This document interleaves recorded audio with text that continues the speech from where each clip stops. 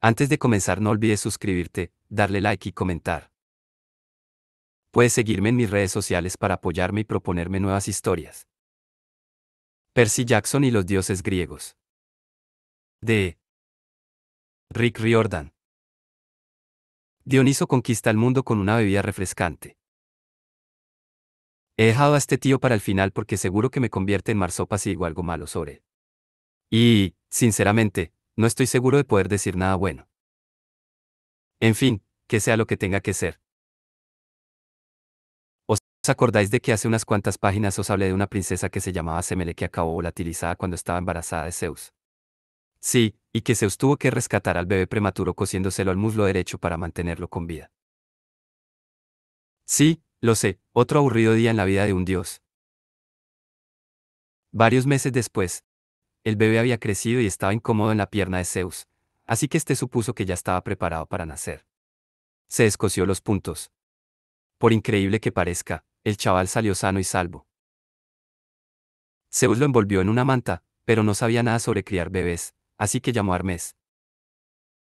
Oye, le dijo, llévate a este bebé al mundo mortal. Creo que Semele tiene una hermana o algo. Encuéntrala y pídele que cuide del niño hasta que crezca. Claro, jefe. Hermes cogió al bebé y lo examinó. ¿Es un dios, un semidios o qué? Todavía no estoy seguro. Tendremos que esperar a ver. Pero no quiero estar cambiando pañales hasta entonces. Te entiendo. ¿Cómo se llama? El niño empezó a gritar y a chillar. Por ahora, decidió Zeus, lo llamaré Baco. El ruidoso. Me gusta, respondió Hermes, sonriendo. Otra cosa más, Hera lo buscará. No ha podido meterse con él mientras lo he tenido en el muslo, pero se dará cuenta de que ya no tengo el bulto.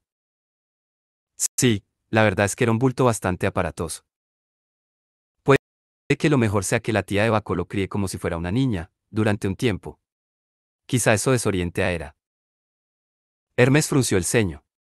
No creía que criar al bebé como si fuera una niña sirviera de algo, ya que no era tan fácil engañar a Hera, pero también sabía que lo mejor era no discutir con el jefe. Entendido, dijo. Allá voy. A Hermes no le costó encontrar a la tía del bebé, Ino, y a su tío, Atamante. Los dos aceptaron criar a Baco junto a sus propios hijos, y el chico se hizo adulto a la velocidad humana normal, no al ritmo superacelerado de los dioses.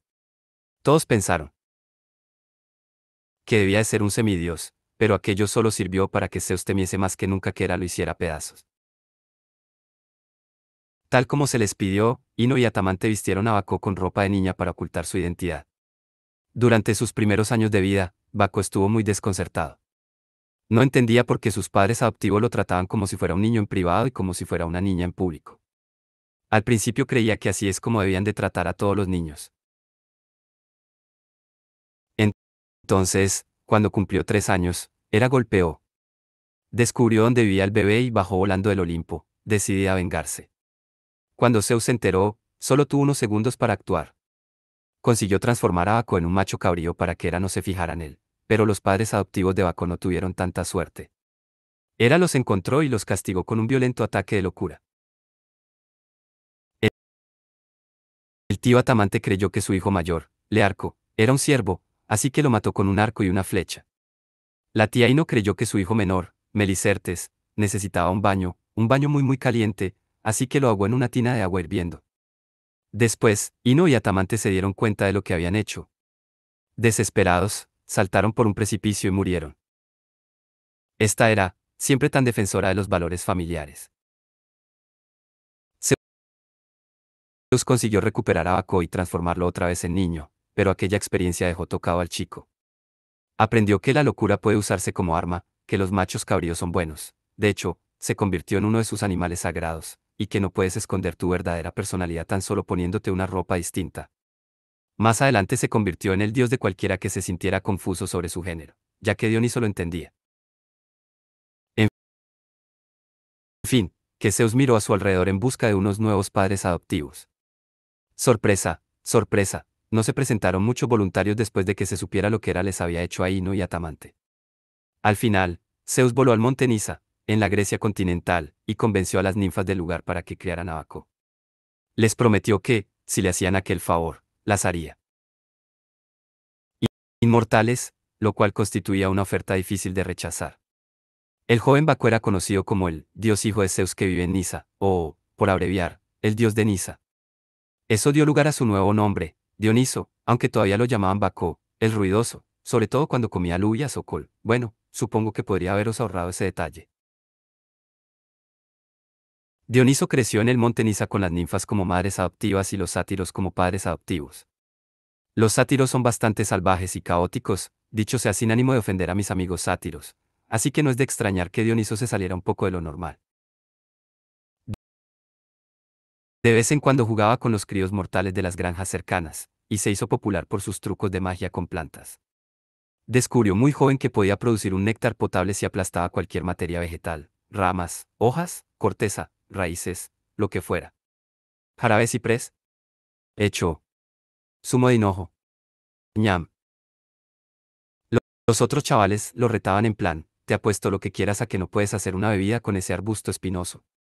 Dioniso cogía una roca, aplastaba unas cuantas ramas, y de la plantería salía una savia dorada.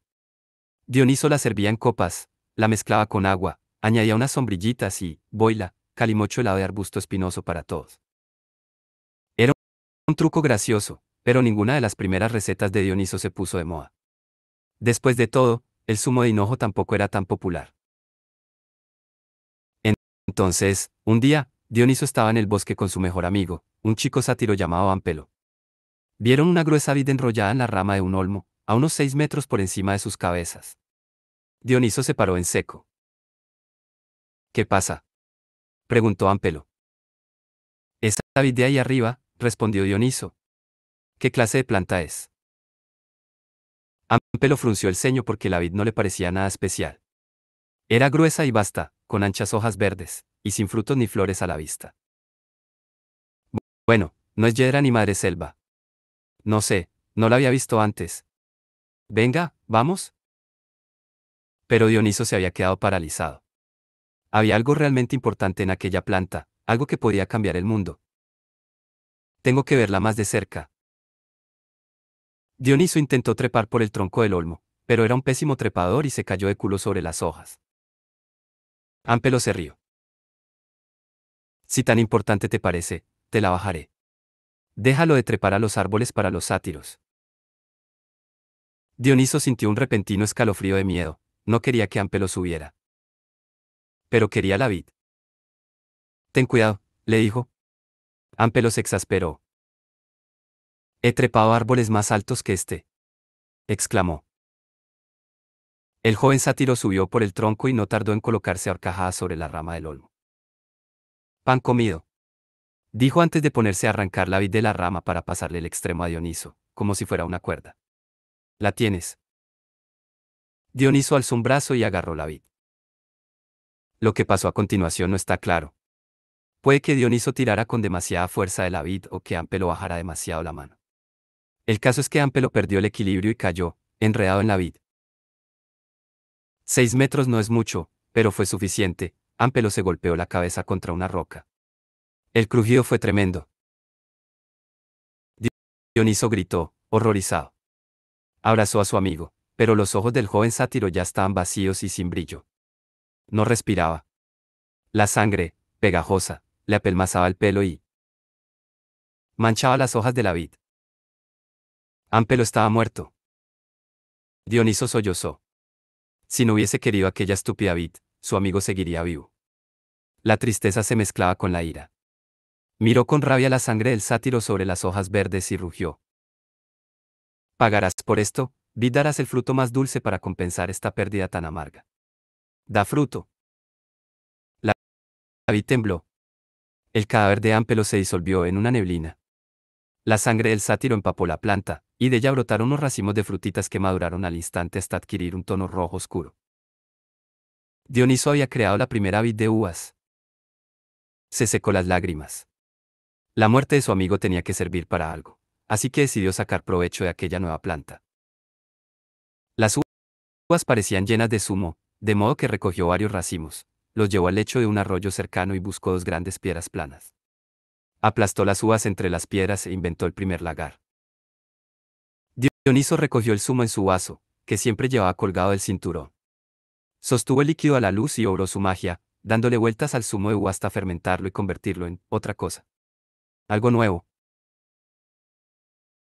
Le dio un trago, y sus papilas gustativas estuvieron a punto de estallar. Esto está bueno, concluyó. Dioniso lo llamó vino.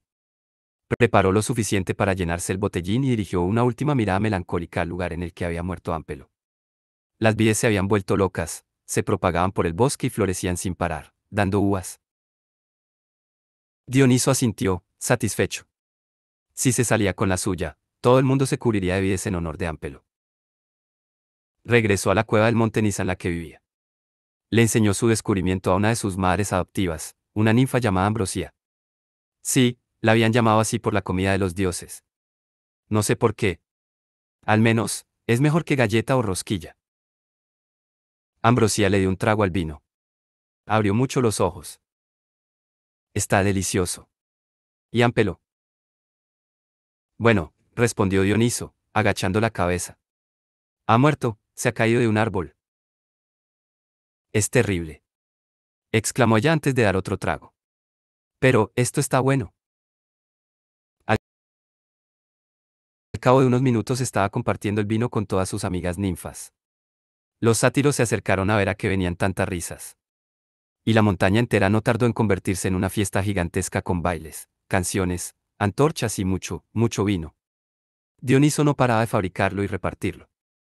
Llegó un momento en que no pudo responder a la demanda, de modo que enseñó a los sátiros y a las ninfas a prepararlo. Y, al final de la noche, todos los habitantes de la montaña eran expertos vinicultores. Lo- Los sátiros pronto descubrieron que, si bebían demasiado vino, se emborrachaban.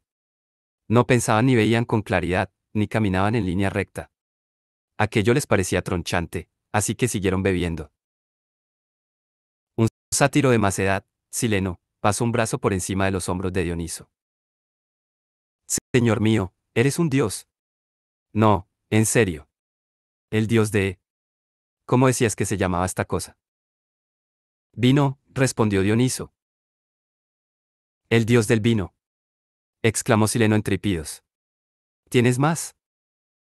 Bueno, chicos, es otra buena ocasión para recordaros que el vino es para adultos. Tiene un sabor asqueroso y puede fastidiaros la vida a base de bien. Que no os tiente hasta que tengáis 40 años, como mínimo. Ay, Percy, me diréis, es que parece que los sátiros se lo pasaban muy bien bebiendo vino. Puede que dé esa impresión, chicos, pero los sátiros pueden ser bastante estúpidos, de nuevo, sin ánimo de ofender a mi colega Grover. Tampoco habéis visto a los sátiros a la mañana siguiente, dando tumbos por el bosque, cuando sufrían dolores de cabeza atroces y se metían entre los árboles para vomitar. A pesar de todo, las ninfas y los sátiros estaban tan impresionados con Dioniso que llegaron a la conclusión de que tenía que ser un dios, porque su invento era asombroso. A lo mejor estáis pensando, vale, es vino, pues vaya cosa. Y eso convertía a Dioniso en dios. Si yo hubiera inventado la ensalada de atún, también sería dios.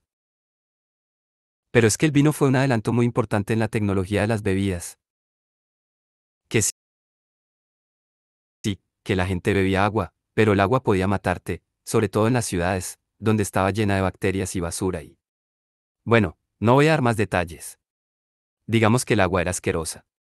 Todavía no se habían inventado los refrescos enlatados, ni siquiera el té y el café, así que la cosa quedaba reducida al agua y la leche, básicamente. Y la leche había que beberla deprisa para que no se agriara, ya que no había frigoríficos. Entonces llegó Dioniso e inventó el vino, que no se estropeaba mientras lo mantuvieras embotellado. A veces incluso sabía mejor si lo dejaba reposar unos cuantos años. Podías aguarlo para que no estuviese tan fuerte, y el alcohol mataba los gérmenes y demás. Así que era más seguro beber vino que agua normal. Hasta podías endulzarlo con miel o variar el sabor con distintos tipos de uvas. Vamos, que era la superbebida de la antigua Grecia. No solo eso. Si bebías un poco, te relajaba. Si bebías mucho, te mareaba y te volvía loco. Algunas personas llegaron a creer que, si bebían lo suficiente, tenían visiones de los dioses. De nuevo, no lo probéis en casa. No veréis a los dioses griegos. Puede que sí obtengáis un primer plano del váter mientras vomitáis, pero no veréis dioses. En Enseguida corrió la voz sobre la nueva bebida. Ninfas y sátiros del monte Nisa viajaron por la campiña contándole a todo el que quisiera escuchar lo increíble que era el vino y el dios que lo había creado, Dioniso. Montaron tenderetes con catas gratuitas a ambos lados de los caminos. Ofrecían un kit para principiantes que incluía una vid en tiesto, un manual de instrucciones para fabricar un lagar y un servicio telefónico gratuito de atención al cliente. Dioniso se hizo famoso. Hasta los mortales normales empezaron a reunirse en el monte Nisa todas las noches para la juerga total. Que sí, que bebían demasiado y se volvían locos, pero no solo por diversión, los seguidores de Dioniso se consideraban gente religiosa. Se hacían llamar bacantes, los grupis de... ¿Qué le parecía aquello a Dioniso?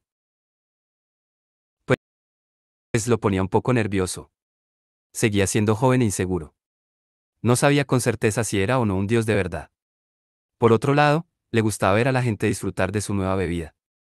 Suponía que al difundir el conocimiento del vino estaba haciendo algo bueno por el mundo, lo que lo compensaba por todo el dolor que había sufrido, la muerte de su madre antes de que él naciera.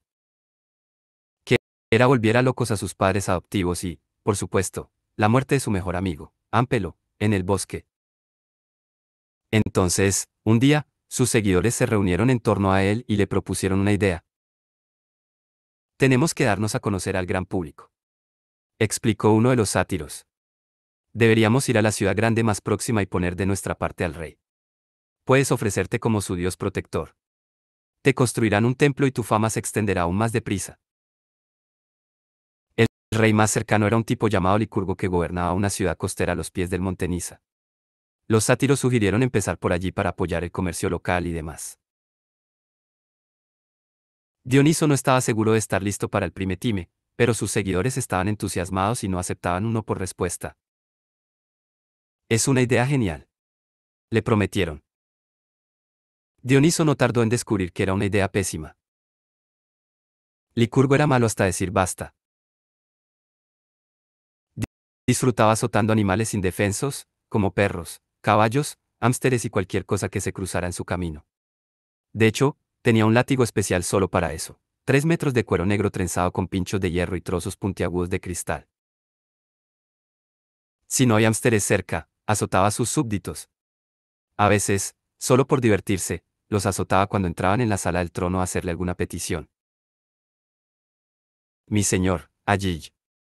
Mi vecino mataba a mi caballo y, ay. Me gustaría que me pagara por daños y perjuicios. Ay. Ay. Así hacía que las audiencias fueran mucho más rápidas. Dioniso y sus seguidores no sabían todo esto, ya que se pasaban todo el día de fiesta en el monte Nisa. Entraron en la ciudad con su alegre desfile, regalando uvas, vides y copas de vino, tocando los címbalos, cantando y tropezándose con los peatones. Dioniso observó las caras de nerviosismo de los habitantes del lugar. Muchos de ellos tenían marcas de latigazos. A Dioniso no le gustó aquello, pero sus seguidores iban anunciándolo como un dios, cantando sus alabanzas y bailando a su alrededor. Lo habían vestido con una cara túnica morada y le habían colocado una corona de hojas de higuera en la cabeza. Se suponía que era el último de los dioses del Olimpo, señor del vino y de las fiestas. Si huía, seguramente fastidiaría el efecto. Avanzaron hasta el palacio real. Licurgo no estaba acostumbrado a que cientos de sátiros y ninfas con ganas de juerga le entraran en casa. Por un momento, el pasmo le impidió actuar. Dioniso se acercó al trono, repasando mentalmente su discurso. Rey Licurgo, le dijo, soy Dioniso, el dios del vino, y estos son mis seguidores. El rey se quedó mirándolo. Aquel chico no parecía tener más de 14 o 15 años, con aquella larga melena oscura y aquella cara bonita, casi afeminada, en opinión de Licurgo. Eres un dios, dijo el rey sin más. Ya veo. ¿Y qué es el vino, exactamente? Los seguidores de Dioniso alzaron sus copas a modo de salud. Algunos dejaron tiestos con vides y botellas de vino en los escalones del trono. El vino es una bebida nueva, explicó Dioniso. Pero es más que una bebida. Es una experiencia religiosa. Dioniso empezó a explicarle las demás virtudes del vino, pero Licurgo levantó una mano para ordenarle silencio. ¿Por qué habéis venido? Preguntó. ¿Qué queréis de mí? Solo queremos compartir el conocimiento sobre el vino, respondió Dioniso. Si permites que tu gente aprenda el arte de la vitivinicultura, tu reino florecerá. Además, yo sería el Dios protector de tu ciudad. Solo te pido que me construyas un templo. A Licurgo le temblaron los labios. Hacía mucho tiempo que no sentía la tentación de reírse. Un templo. Eso es todo. Dioniso cambió el peso del cuerpo de un pie al otro. Esto, sí. Bueno, joven Dios, yo también he inventado una cosa. ¿Quieres verla? La llamo. El nuevo y mejorado látigo. Lo utilizo para librarme de la gente que me hace perder el tiempo.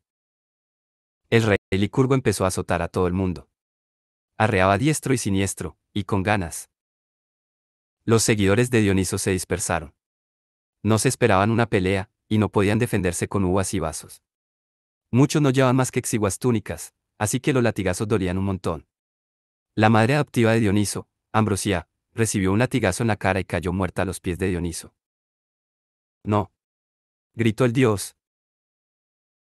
Los guardias de palacio rodearon por todos los flancos a sátiros y ninfas, y los detuvieron. Dioniso huyó, perseguido por los guardias. Faltó poco para que lo capturasen, pero saltó al mar desde un balcón, y la Nereida Tetis acudió muy oportunamente a rescatarlo. Permitió a Dioniso respirar bajo el agua y le vendó las heridas mientras él esperaba que los soldados del rey abandonaran la búsqueda. Dioniso lloró amargamente mientras la ninfa marina lo tenía entre sus brazos. Tetis, nada me sale bien. Todos los que se me acercan mueren o acaban castigados por creer en mí. Tetis lo tranquilizó acariciándole el pelo. No te rindas, Dioniso.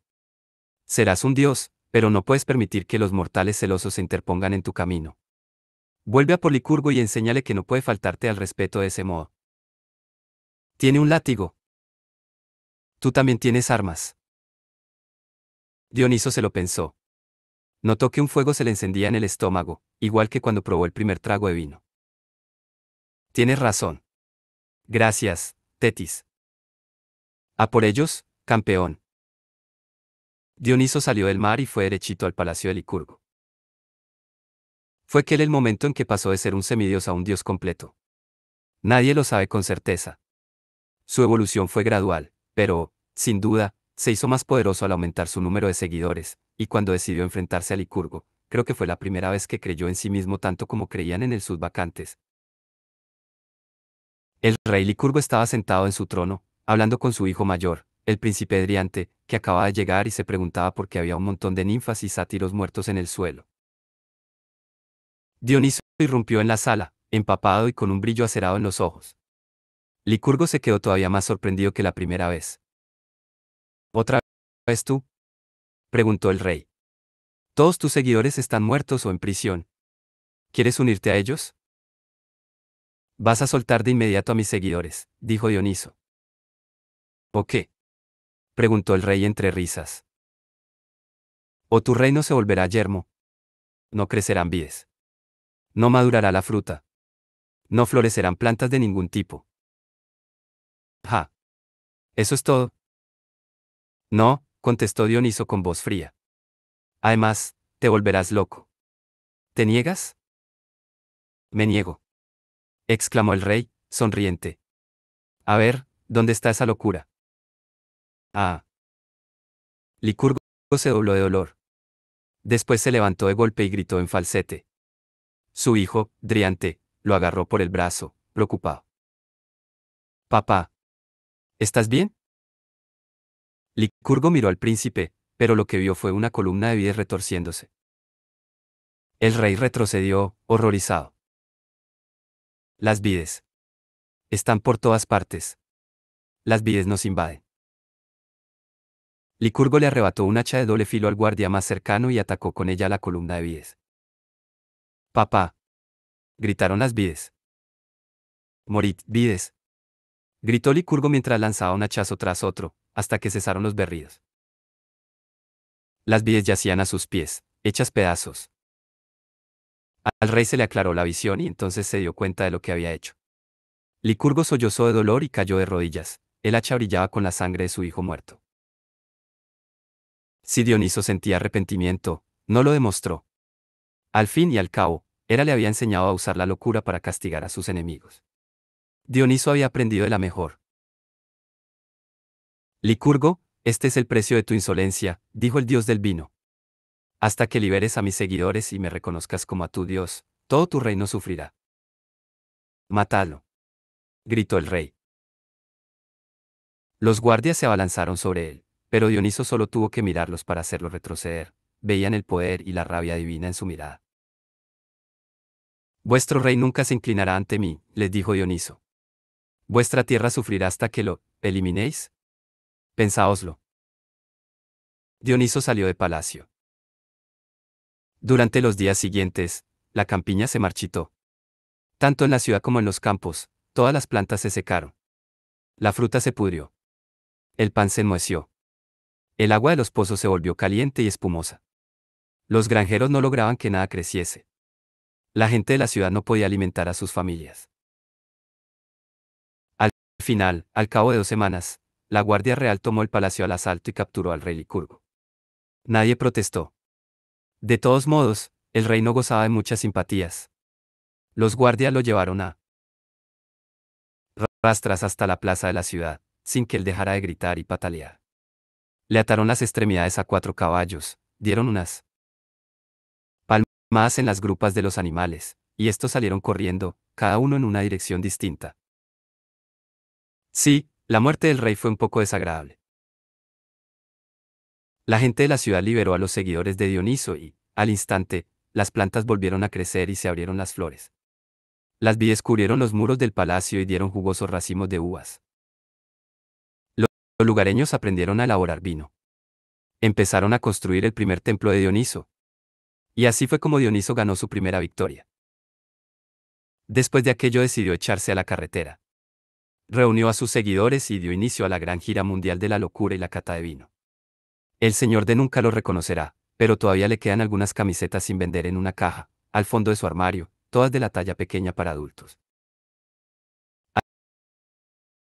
Algunas ciudades aceptaron a Dioniso y su ejército de bacantes y sátiros borrachos sin oponer resistencia. Cuando pasaba, todo era sol y sonrisas. La ciudad conseguía vino gratis y aprendía a elaborar. Los seguidores de Baco montaban un fiestón.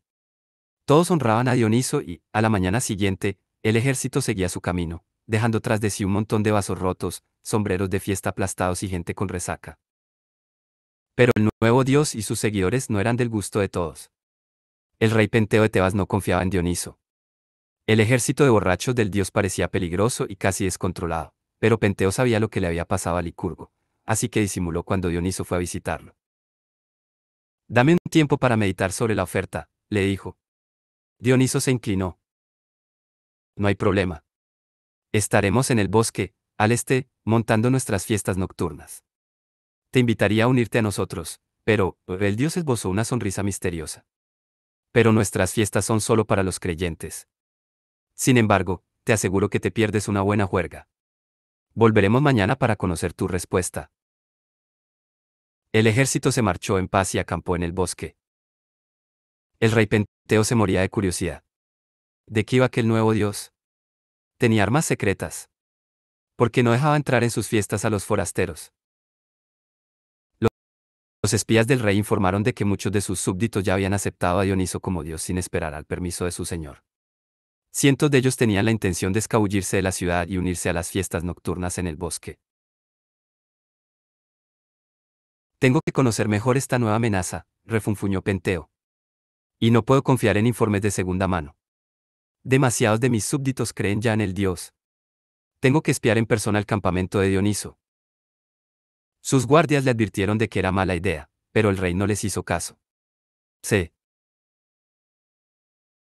puso su traje de ninja, se pintó la cara con grasa y ceniza, y salió a hurtadillas de la ciudad. Cuando llegó al borde del campamento de Dioniso, Penteo se subió a un árbol y observó a los juerguistas con fascinación y horror. Las fiestas de los seguidores de Baco se habían vuelto bastante salvajes a lo largo de su periplo por Grecia. Algunos de los mortales, ninfas y sátiros se contentaban con beber vino y escuchar música. Otros montaban obras de teatro cómicas, porque Dioniso se había convertido en el dios protector del teatro. Pero muchos de sus seguidores se volvieron locos de verdad. Encendían enormes fogatas y saltaban por encima de ellas para divertirse. Otros se emborrachaban y montaban competiciones de lucha a muerte. Otros. Bueno, dejaré que uséis la imaginación.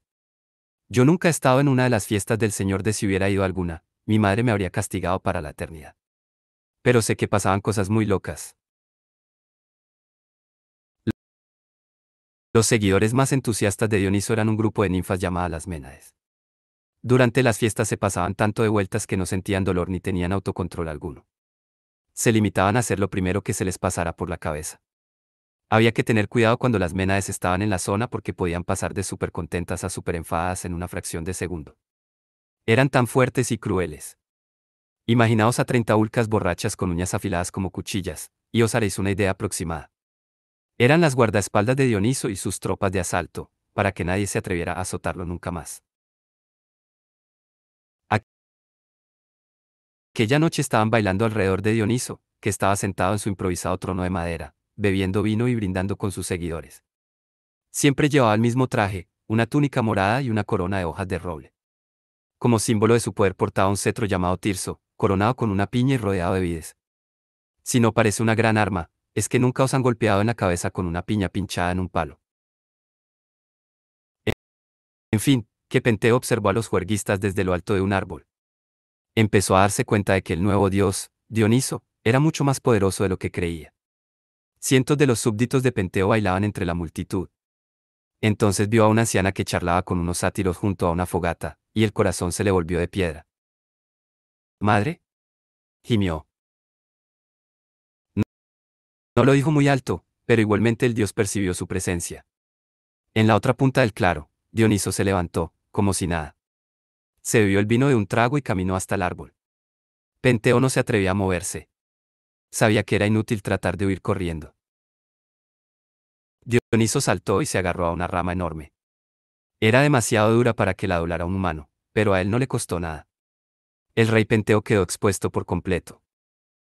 La música cesó. Cientos de bacantes contemplaron al espía del árbol. Mirad lo que hay aquí, dijo Dioniso. El rey se ha colado y se ha burlado de nuestros rituales sagrados. Se volvió hacia las Ménades y el resto de la gente. ¿Qué hacemos con los intrusos, amigos míos? Vamos a enseñárselo. La multitud rodeó rápidamente el árbol. Bajaron a Penteo y, literalmente, lo hicieron pedazos. Hasta la propia madre de Penteo, poseída por el espíritu de la fiesta, se unió a la diversión.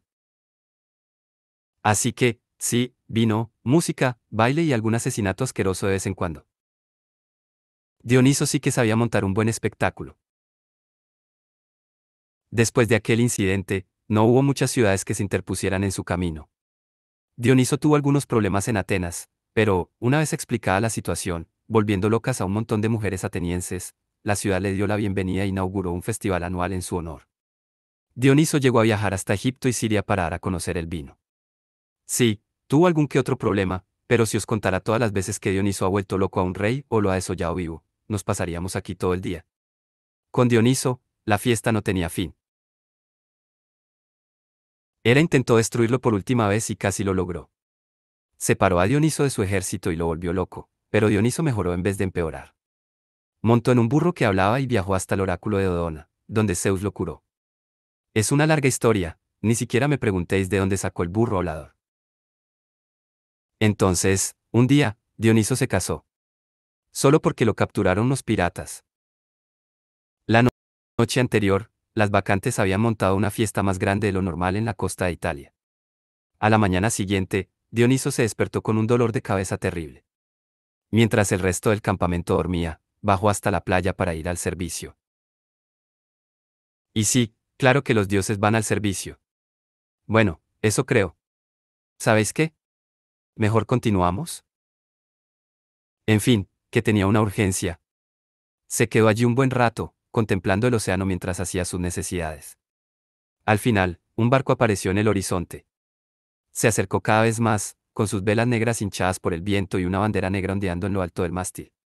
Dioniso observó cómo el barco echaba el ancla. Una barca de remos llegó a tierra. Media docena de tíos feos salió de la barca y se dirigió a él. Arr, dijo uno mientras sacaba su espada. Dioniso sonrió. No me lo puedo creer. Tíos, sois piratas. Dioniso había oído hablar de los piratas, pero aún no había conocido a ninguno. Estaba muy emocionado. Los piratas se miraron entre ellos, desconcertados por un momento. Eso es, mequetrefe, contestó el de la espada. Soy el capitán de estos perros. De agua salada. Y está claro que tú eres un joven príncipe con dinero, así que vamos a secuestrarte. Nota personal, que alguien compruebe mi vocabulario pirata antes de publicar esto. Ya hace tiempo que vi Piratas del Caribe. Dioniso aplaudió con entusiasmo. Eso es fabuloso, exclamó, volviendo la vista hacia las dunas. Mi ejército sigue dormido, así que seguramente tengo un par de horas antes de que despierten.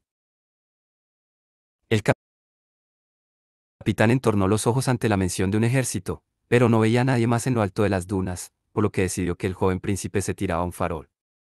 Dioniso parecía rico de verdad. La gente pobre no llevaba túnicas moradas y coronas de hojas de roble en la cabeza.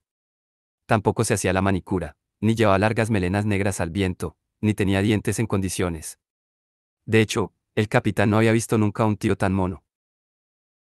Pues vamos, ordenó. A la barca. Sí, exclamó Dioniso, que corrió a la barca de remos. Me daréis un paseo por vuestro barco. Podré caminar por la tabla.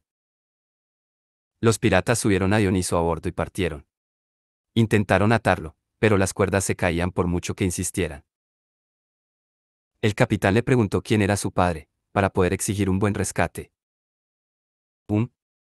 Contestó Dioniso, que examinaba las jarcias. Ah, ¿mi padre es Zeus? Aquello inquietó bastante a los piratas. Al final, el piloto no pudo soportarlo más.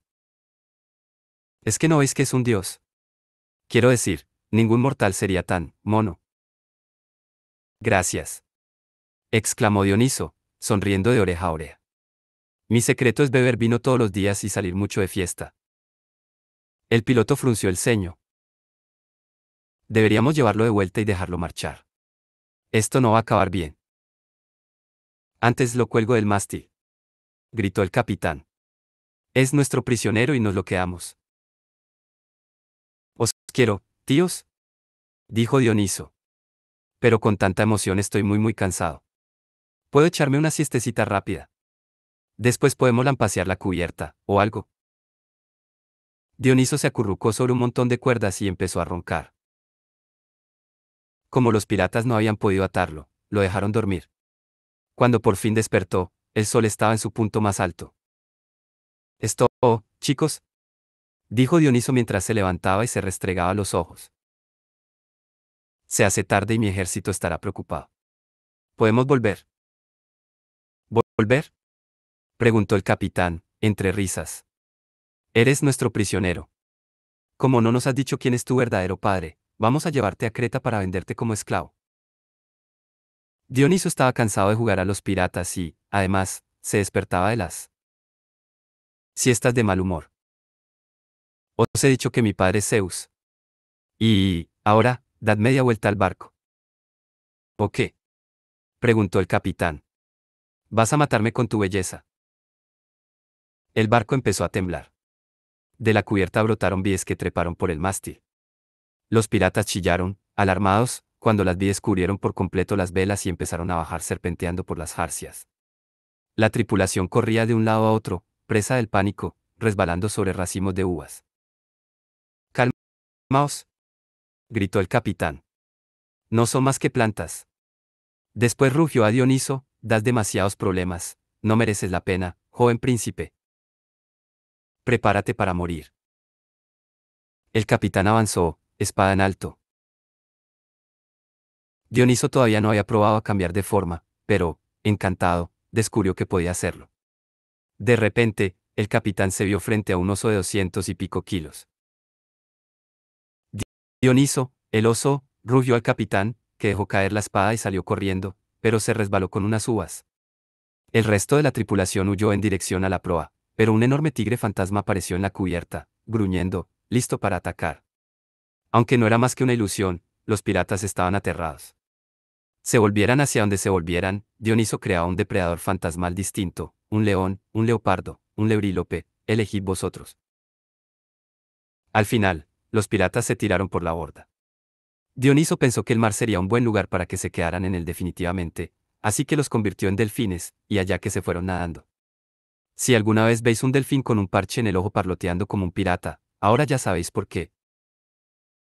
El único que quedó fue el piloto, que había permanecido al timón, demasiado aterrado para moverse.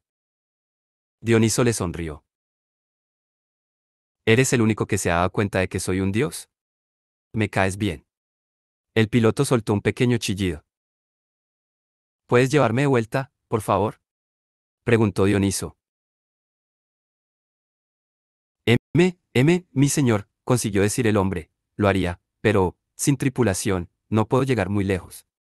Además, las vides de las jarcias. Sí, respondió Dioniso, rascándose la cabeza. Perdona.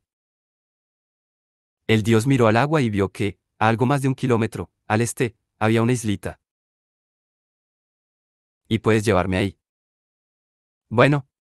Eso es Naxos, mi señor. Creo. Perfecto.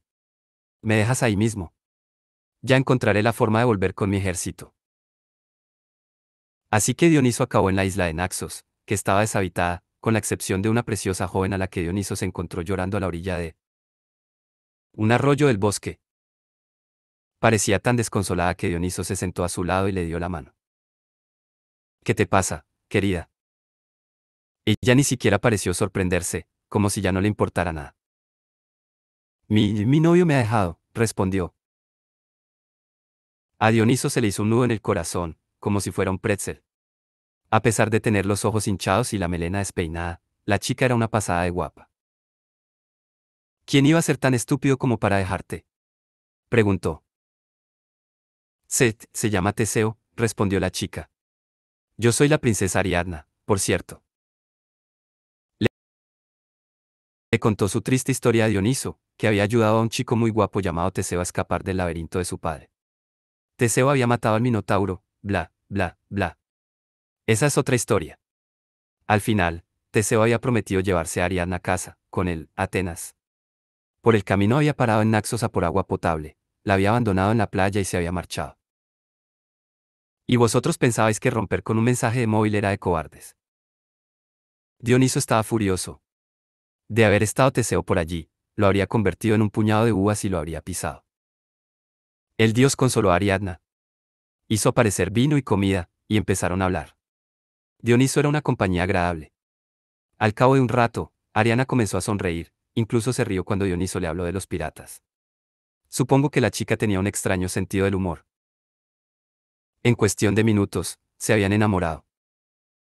Te llevaré conmigo, querida, le prometió Dioniso. Nunca te dejaré. Cuando ascienda mi trono en el monte Olimpo, serás mi reina para toda la eternidad. Dioniso cumplió su palabra, se casó con Ariadna y, cuando por fin lo reconocieron como dios, fue el olímpico número 12, la convirtió en su esposa inmortal. Sí, claro que tuvo alguna que otra aventurilla con mortales. Era un dios, al fin y al cabo.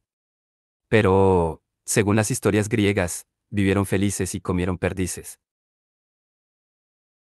La última gran aventura de Dioniso sobre la tierra, antes de convertirse en dios a tiempo completo, fue su expedición a la India. ¿Por qué le dio por ahí? ¿Y por qué no? Había viajado por todo el Mediterráneo, y había estado en Egipto y Siria, pero, cada vez que intentaba difundir la buena nueva sobre el vino más al este, los lugareños, enfadados, lo detenían. Quizá porque en Mesopotamia habían inventado la cerveza y no querían competencia. En fin, que decidió hacer un último intento por ampliar su cuota de mercado. Para los griegos, la India era más o menos el fin del mundo, así que Dioniso decidió ir hasta allí, conquistarla, enseñarles lo del vino y regresar a casa, hacer posible a tiempo para la cena. Sus ebrios seguidores se reunieron por miles. Algunas historias cuentan que Heracles se unió a Dioniso para la expedición y que por el camino se entretuvieron haciendo competiciones de bebida. Otras, que los hijos gemelos de Festo, los Cabiros, se unieron a la batalla sobre un carro mecánico y lucharon con valentía. Un par de veces lucharon con demasiada valentía y acabaron rodeados de enemigos, por lo que Festo en persona tuvo que bajar, rociar al enemigo con su lanzallamas divino y poner a salvo a sus críos. Dioniso iba al frente de su ejército en un carro dorado tirado por 2 centauros. Muchas ciudades de Siria se rindieron a él.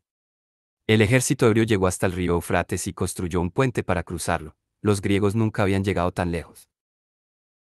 El puente ya no está. ¿Qué esperabais? Lo hizo una pandilla de borrachos, seguramente se cayó al cabo de una semana. Todo fue genial, hasta que el ejército llegó a la India. Aquellos indios sabían luchar. Tenían su propia magia, sus propios dioses y sus propias armas secretas. Sus hombres santos, los brahmanes, se sentaban en el campo de batalla, en actitud pacífica, y el ejército de Dioniso avanzaba pensando que el enemigo se rendía. En cuanto los griegos se acercaban, los indios les disparaban cohetes de fuego, llamas y luz cegadora, explosiones enormes que sembraban el pánico entre las tropas. Después de unas cuantas batallas muy duras, Dioniso llegó al río Ganges, que era el río sagrado de la India. Asaltó una última fortaleza, un gran castillo sobre una colina tan alta como la Acrópolis de Atenas. Sus centauros y sátiros probaron con un ataque frontal, subiendo por las rocas, pero los indios activaron unas cuantas explosiones mágicas tan potentes que volatilizaron la primera línea griega. En teoría, todavía se puede ver la huella negra dejada por las siluetas de los sátiros y centauros quemados en los riscos en los que tuvo lugar la batalla. En aquel momento, Dioniso decidió que ya había tenido bastante. Habían llegado hasta la India. Habían introducido el vino.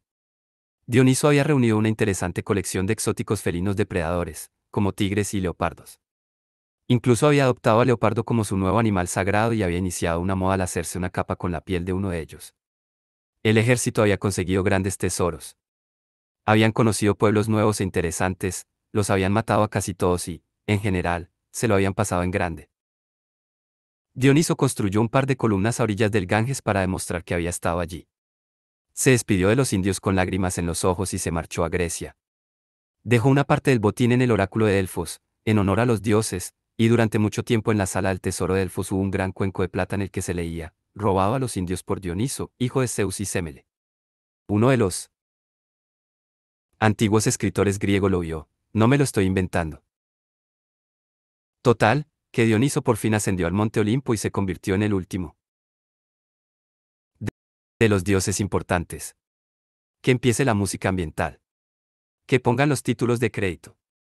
Nuestra cámara hace un barrido por la sala del trono del Olimpo, donde 12 dioses van de un lado a otro sobre sus tronos. Y corten. Buf, lo hemos conseguido, tropa. 12 olímpicos. Los hemos comentado todos, más unos cuantos dioses extra de regalo, como Perséfone y Hades. Ahora, si me perdonáis, me voy a dormir. Me siento como si acabara de volver de una de las juergas de Dioniso y tengo un dolor de cabeza horroroso. Epílogo. Así que esto es lo esencial. Sé que algunos os estaréis quejando, en plan, pero, se te ha olvidado hablar de Quesitos, el dios de los ratones. Se te ha olvidado Bombachito, el dios de la moda hortera. Algo así. Por favor, hay como 100.000 dioses griegos por ahí. Con mitad no podría incluirlos a todos en un solo libro. Que sí, que podría contaros cómo Gea creó un ejército de gigantes para destruir el Olimpo, cómo Eros echó novia o cómo Hécate consiguió una comadreja pedorra, pero para eso necesitaría otro libro. Y, por favor, no deis ideas a los editores, que esto de escribir es muy duro. Hemos repasado a los personajes principales. Seguramente ya sabéis lo suficiente como para evitar que os conviertan en un montoncito de cenizas si alguna vez os cruzáis con alguno de los 12 olímpicos. Seguramente. En cuanto a mí, llego tarde a la cita con mi novia. Annabeth va a matarme. Espero que hayáis disfrutado con todas estas historias. Tened cuidado ahí fuera. Semidioses. Paz desde Manhattan. Percy Jackson.